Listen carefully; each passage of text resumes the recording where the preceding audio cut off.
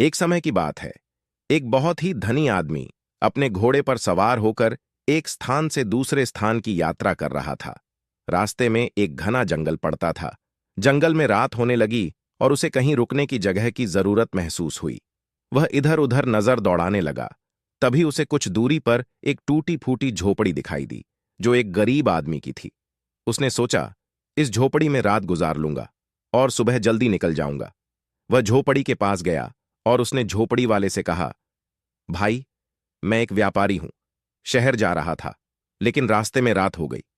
क्या आप मुझे अपनी झोपड़ी में रात बिताने देंगे? झोपड़ी वाला आदमी, जो बहुत गरीब था, उसने कहा, तुम बिल्कुल आराम से मेरी झोपड़ी में रुक सकते हो, लेकिन तुम्हारा घोड़ा तुम्हें झोपड़ी के बाहर ही बांधना होगा। धनी आदमी ने कहा, ठीक है, कोई बात नहीं, लेकिन यह ध्यान रखना कि कोई जंगली जानवर घोड़े को परेशान न करें। झोपड़ी वाला आदमी बोला, चिंता मत करो, मैंने एक बाड़ा बना रखा है जहां मैं अपने पालतू जानवर रखते हूं। वह बाड़ा पूरी तरह से घना जंगल होने के कारण सुरक्षित है। तुम अपने घोड़े को वहां बांध सकते हो।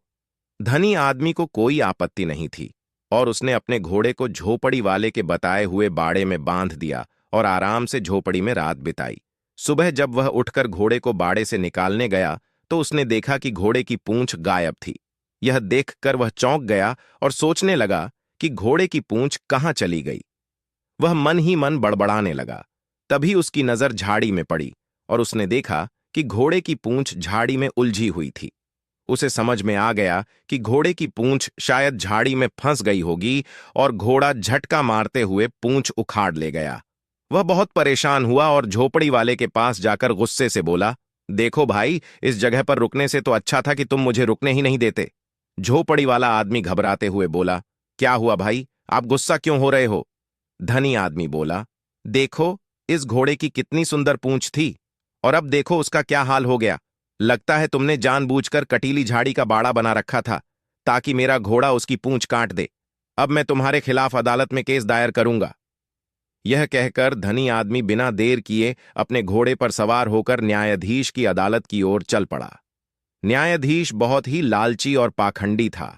वह हमेशा धनवान लोगों के पक्ष में फैसला करता था। झोपड़ी वाला आदमी जानता था कि अब उसे मुसीबत झेलनी पड़ेगी, लेकिन वह अपनी किस्मत को लेकर परेशान नहीं था। वह मन ही मन बड़बड़ाते हुए सोचा, मैं अदालत जा रहा हूं और मुझे जो भी होगा देख लूंगा। अदालत में पहुंचते ही झोपड़ी वाले पर घोड़े की पूंछ काटने का आरोप लगाया गया, जबकि झोपड़ी वाला चुपचाप खड़ा था।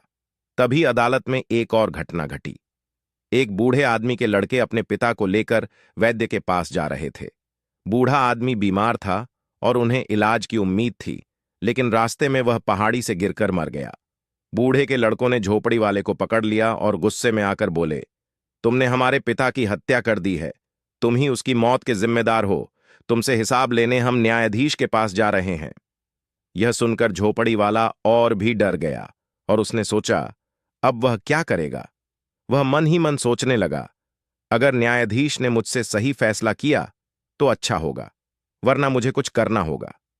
वह अपने कपड़े में बंधे कांच के टुकड़े को महसूस करने लगा, यह सोचते हुए कि अगर न्यायाधीश ने उसे गलत सजा दी तो वह इसका इस्तेमाल करेगा।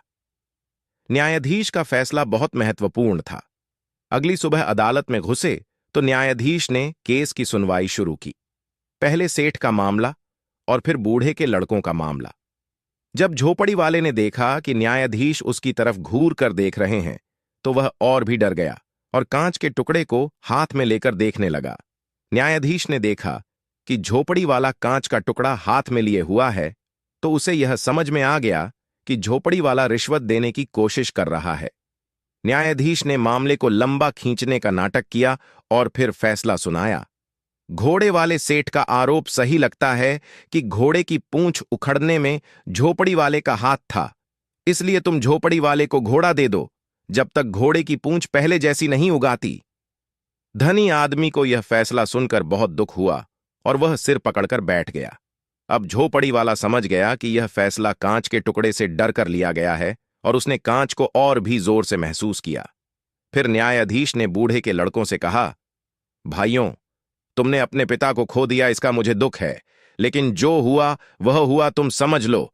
अगर तुम्हारा तांगा उस पहाड़ी से गुजरते वक्त लुढ़क जाता तो क्या होता, तुम्हें इसका अंदाजा है? फिर न्यायाधीश ने अदालत खत्म कर दी। बहुत खुश हुआ कि उसे न्याय मिल गया और उसने कुछ रुपये लेकर सुलह की और बूढ़े के लड़कों से भी पैसे लेकर उनका मामला हल कर लिया। न्यायाधीश मुस्कुराता हुआ उन्हें जाता हुआ देखता रहा।